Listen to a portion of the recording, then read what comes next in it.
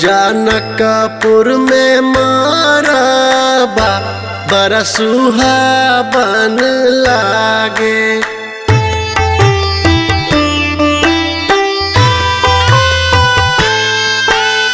आजू जनकपुर में मारबा बड़ा सुहावन लागे। आजू जनकपुर में मारबा बड़ा सुहावन लागे।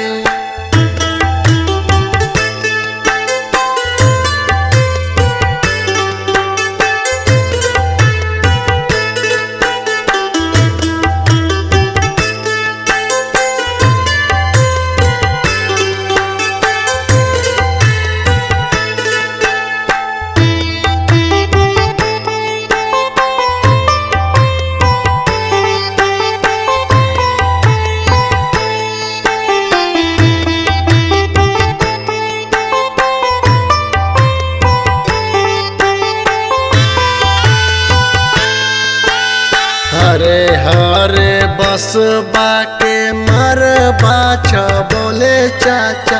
हरे हरे बसबा के मरबा बोले चाचा। चौमुख दिया राजा राबहो बड़ा मन भावन लागे। चौमुख दिया राजा राबहो बड़ा मन भावन लागे।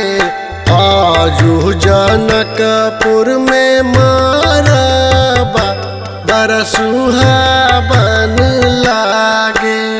आजू जनकपुर में मारबा बड़ा सुहावन लागे।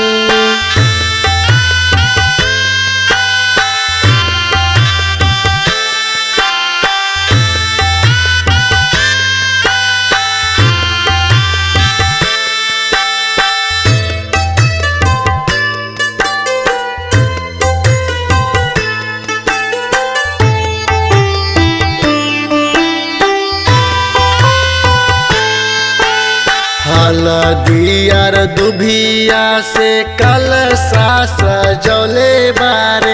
हलदियार दुभिया से कलशा सजौले बारे।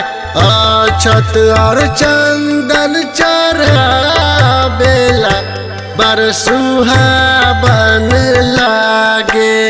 अक्षत और चंदन चढ़ावेला बड़ सुहावन लागे।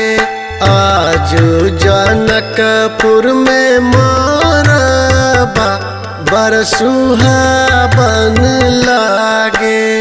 आजू जनकपुर में मारबा बड़ सुहावन लागे।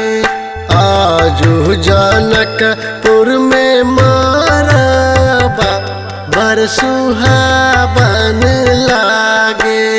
आजू जनकपुर में मारबा बड़ सुहावन